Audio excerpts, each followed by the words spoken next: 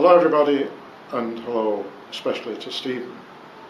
Can I just say that I'm really sorry that I can't be with you on this special occasion, and would really have liked to have joined you all to celebrate Stephen's retirement.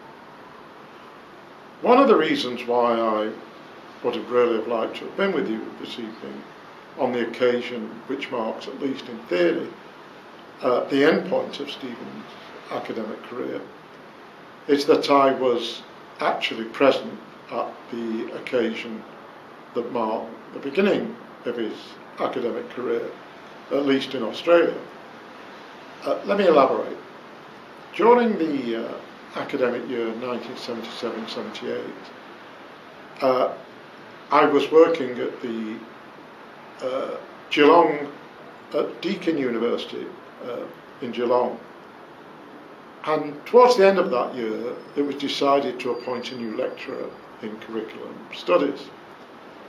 Anyhow, one of the people who applied for that post was Stephen Kemmis, and at the interview I was asked if I would be on the interview panel. After Stephen's interview,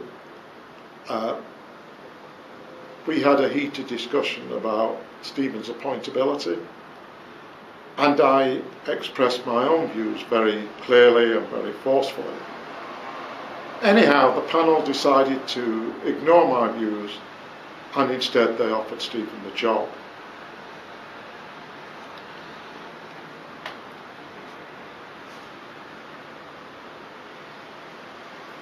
During the next few years, Stephen invited me back to Deakin to work with him on a book on educational action research, which of course eventually appeared under the title Becoming Critical.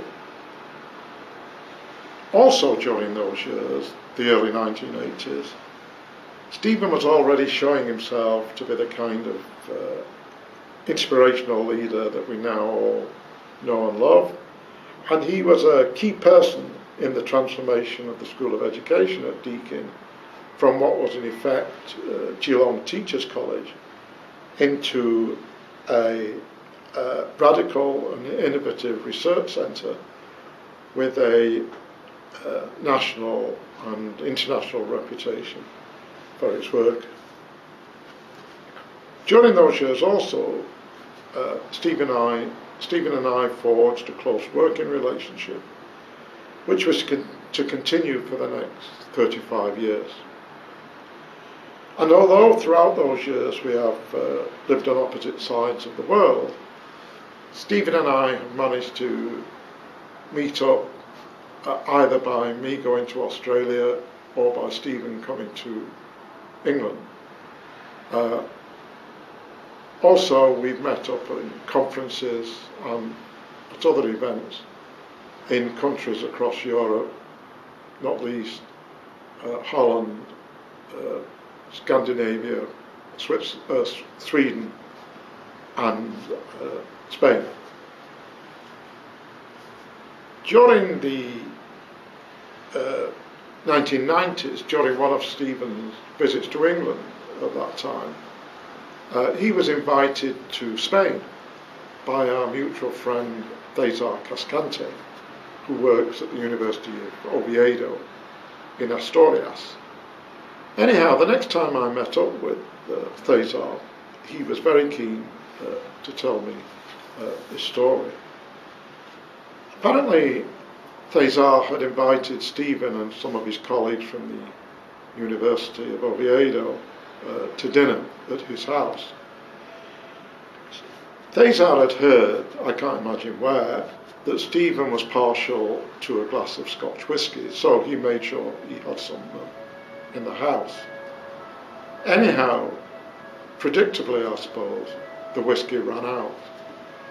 Then Cesar remembered that during a conference trip to Romania a year or so earlier, he picked up a bottle of Romanian whiskey.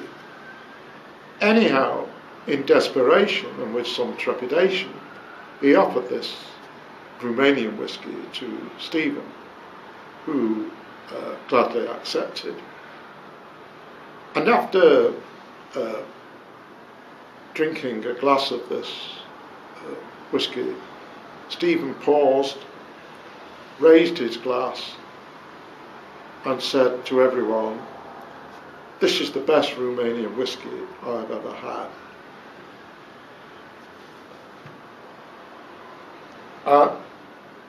I suspect that tonight there will be speeches by others who refer to Stephen's immense academic achievements, his numerous contributions to the field of educational theory and research, his well-deserved international reputation, and the honours he's received from various places in recognition of his work.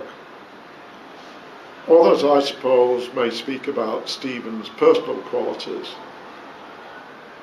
his charm, his sense of humour, his charismatic personality, and not least, his ferocious intellect. Many years ago, just not long after I first met Stephen, I ran into David Jenkins, who used to work with Stephen at the University of East Anglia. And I told David that I was working with this bloke, Stephen Kemmis. David said Stephen Kemmis was the cleverest person I've ever met.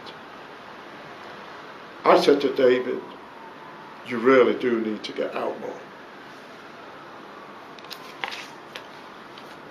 For me, as for many other people, both in Australia and across the world, Stephen is not only a valued professional colleague, he is also a close personal friend.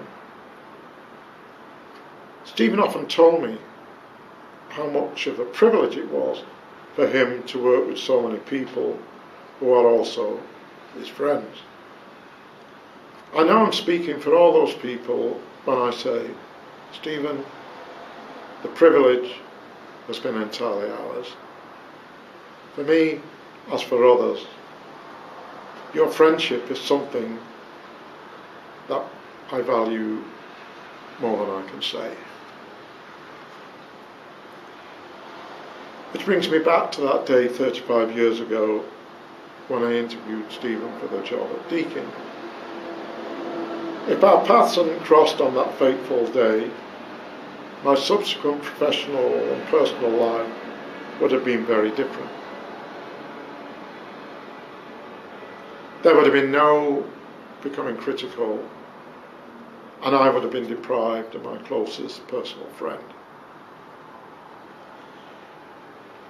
Over the past 35 years, me and Stephen have gone through some good times, some bad times, some happy times, and some sad times. We have so many personal shared experiences that it's safe for me to say we've grown old together. Stephen, have a wonderful evening and a wonderful retirement. Maurice and the girls send their love, and we're all looking forward to seeing you in September for Wesley's wedding. Until then, goodbye and take care. Bye.